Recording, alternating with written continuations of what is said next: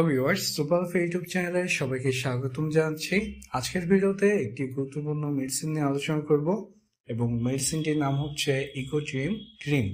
এই মেডিসিনটা আপনারা কি কি সমস্যার জন্য ব্যবহার করতে পারবেন বা কোন কোন রোগের ক্ষেত্রে এটি ব্যবহার করা যাবে, মেডিসিনটি ব্যবহারের নিয়ম, পার্শ্ব প্রতিক্রিয়া এবং কারা ব্যবহার করতে পারবে বা পারবে না ইত্যাদি তথ্য এই ভিডিওতে আমি আপনাদেরকে জানিয়ে দিব। আশা করি এটি আপনাদের দরকার হতে পারে। আর ভিডিওর শুরুতে চলুন প্রথমে আমরা এই ক্রিমটা সম্পর্কে জানি। ইকোড্রিম ক্রিমটি প্রস্তুত করা হয়েছে দুটি মেডিসিনের সমন্বয়ে।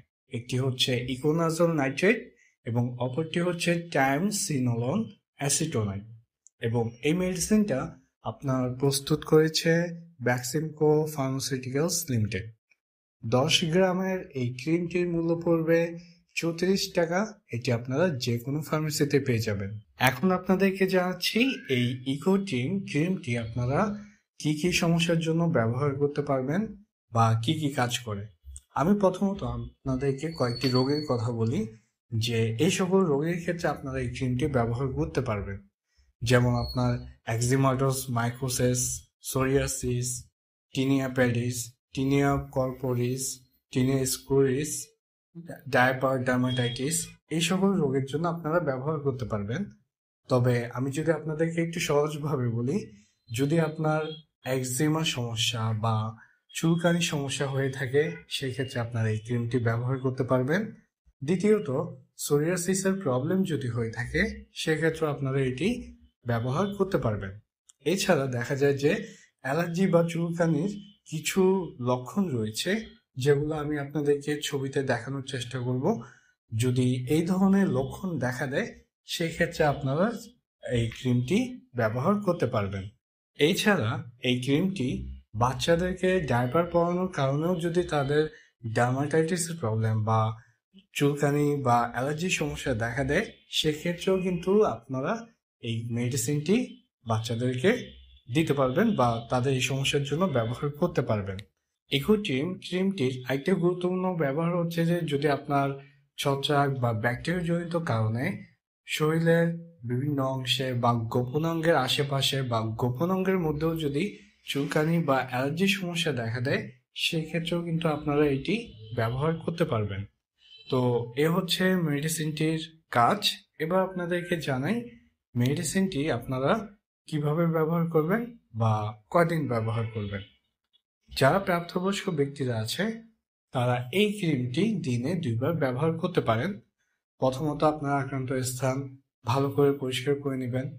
এরপরে আক্রান্ত স্থান শুষ্ক করে আপনার যদি পানি দিয়ে ওয়াশ করেন তাহলে সেই স্থানটি শুকিয়ে এরপরে আপনি এই ক্রিমটি আঙ্গুল দিয়ে হালকা করে ঘষে ঘষে আপনার আক্রান্ত স্থানে লাগিয়ে দিবেন এবং এভাবে আপনারা এটি দিনে 2 বার ব্যবহার করবেন।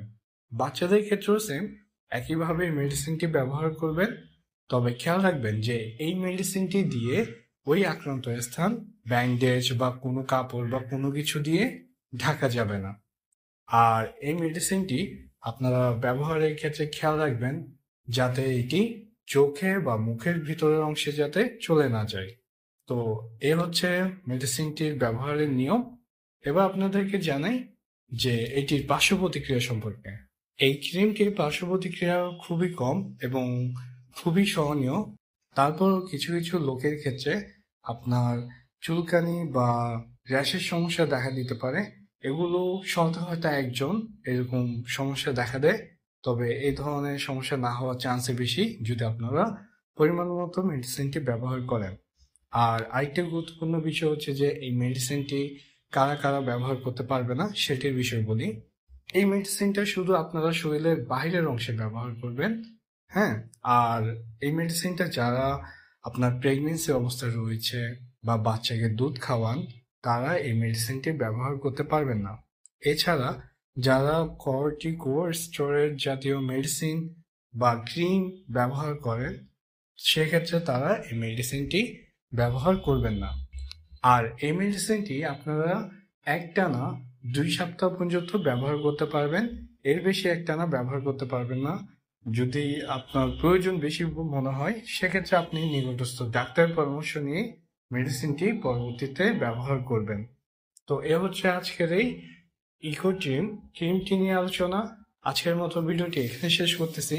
আপনারা সকলে ভালো থাকবেন, সুস্থ থাকবেন। ধন্যবাদ।